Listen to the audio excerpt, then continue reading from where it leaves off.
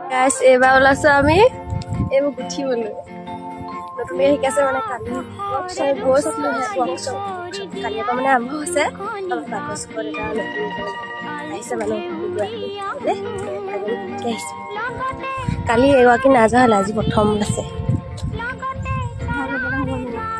bye bye মানে তিতাবৰ পৰা আহিলোঁ ডাইৰেক্ট মানে কাপোৰ কানি সলোৱা নাই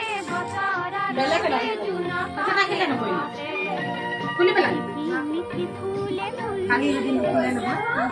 নাই বোলে নুখুলে ভাল লাগিছে